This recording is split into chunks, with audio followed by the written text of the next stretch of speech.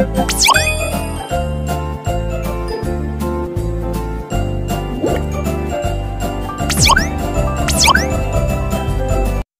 My dear students, welcome back to the channel. पिला माने आज आमे माने षष्ठ श्रेणी रो विज्ञान बहिर द्वितीय अध्याय खाद्यर श्रेणी विभाग विषय प्रश्न उत्तर आलोचना करबा। प्रश्न उत्तर आलोचना करबा पूर्व गोटे कथा कहि रखी पिला माने जे माने मो चैनल को नुआ करी आसीछ, चैनल को जल्दी जल्दी सब्सक्राइब करनियो आउ पाखर थुआ बेल आइकन को प्रेस करनियो ताकि मु अपलोड करूथुवा नुआ नुआ वीडियो रो नोटिफिकेशंस तुमे माने सर्वप्रथमे पाई परिबो।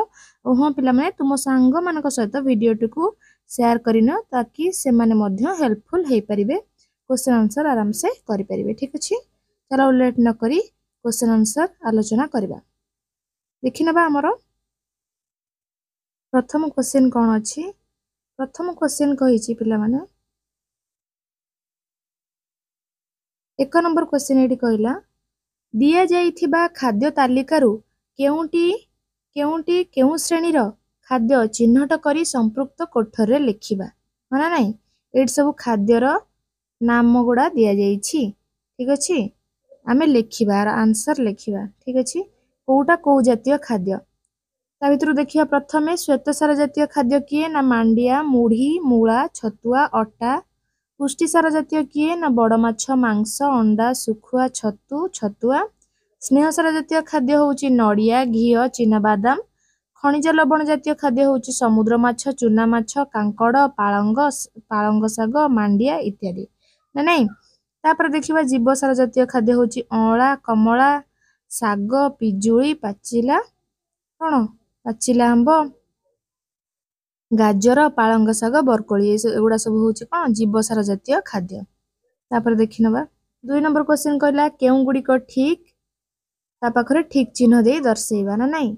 सूर्य किरण रे विटामिन डी थाए, एटा ठीक अछि, एटा ठीक अछि। तापर ख नंबर आसिला अळा रे विटामिन सी थाए, एटा मध्य ठीक अछि। देन आसिला ग नंबर सुखुआ रे अधिक स्नेहसार रहिछि, एटा भूल अछि। देन आसिला एठी घ नंबर सुषम खाद्य शरीर रो आवश्यकता पूर्ण करे, एटा मध्य ठीक अछि। देन आसिला तापरे 1 नंबर रक्तहीनता होइथिले समुद्र माछ खाइबा उचित, एटा भूल। समुद्र माछ खाइबा उचित नुहे, एटा उचित जे देछि एटा भूल हला। ठीक अछि, तापरे देखिबा 6 नंबर देखिबा। 6 नंबर कहिला विटामिन के सजना छुई रे मिले, एटा ठीक अछि। देन 6 नंबर अंधार कणा भोगुथुवा व्यक्ति गाजर खाइबा अनुचित, एटा भूल अछि, गाजर खाइबा उचित। ठीक ठीक अछि पिला माने। ज नंबर होउची क्षीर रे समस्त प्रकार विटामिन थाए, भूल। 3 नंबर क्वेश्चन कहला दुईटी बा तीनोटी वाक्य रे कारण लिखिबा। कारण दर्शाओ खाद्य रे तंतुयुक्त खाद्य रहिबा आवश्यक। एहर कारण कोन तंतुयुक्त खाद्य रहिबा आवश्यक सब खाद्य रे, एहर कारण कोन झाड़ा परिष्कार न हेले शरीर रे विभिन्न रोग सृष्टि हुए, एटा होची प्रथम कारण। देन आसिला द्वितीय कारण देखिनबा। द्वितीय कारण कहिला कि खाद्य रे तंतु रहिले एहा खाद्य नळीरु मळ बाहर करिबारे सहाय्य करे। तापर ख नंबर देखिबा। ख नंबर देइछि आमिष खाउ नथिबा पिला अधिक परिमाण रे क्षीर, डाली, बादाम खाइबा आवश्यक। एहर कारण कोन देखिनबा, आंसर कोन कहूची एहर कारण दुईटी वाक्य रे देइछि। आमिष खाउथुवा पिला अपेक्षा निरामिष खाउथुवा पिलार खाद्य रे किछि पोषक द्रव्यर परिमाण कम होई थाए। देन ख नंबर खाद्य रे पोषक द्रव्यर परिमाण भरणा निमित्त निरामिषासी पिला अधिक परिमाण रे क्षीर, डाली और बादाम खाइबा आवश्यक ना नहीं। तापर देखिबा ग नंबर कोन कहिछि। ग नंबर कहिछि कि चक्रधर को अंधार रे देखा जाऊ नाही, तेबे आमे एहर कारण कोन पाचिला अमृत भंडा, आंब, गाजर, क्षीर, माछ तेल आदि रे विटामिन ए रही थाए। विटामिन ए आखि को सुस्थ रखे। तापरे डबल आई नंबर कहला चक्रधर एसबु खाद्य ठीक परिमाण रे नियमित खाउ नथिबारु विटामिन ए अभाव जनित अंधार कणा रोग रे आक्रांत होईछि, तेणु से अंधार रे देखि पारु नाही।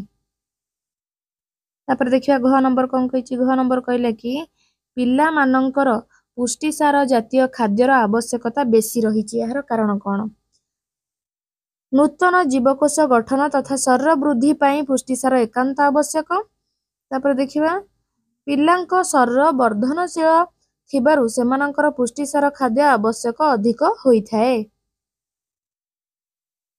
तापर 1 नंबर देखिबा 1 नंबर कहिला कि पहाड़िया अंचल लोक माने गलगंड रोग हेबार संभावना अधिक।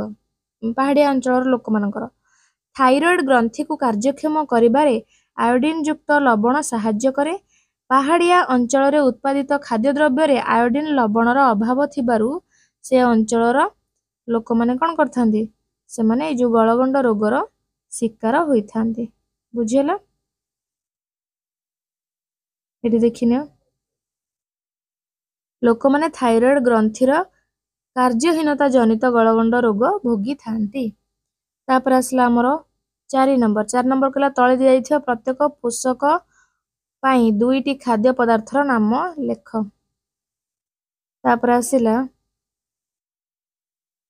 पुष्टिसार होउची कोन माछ मांस विटामिन सी होउची कमला अँला खनिज लवण होउची सजना शाग आउ सजना छुई।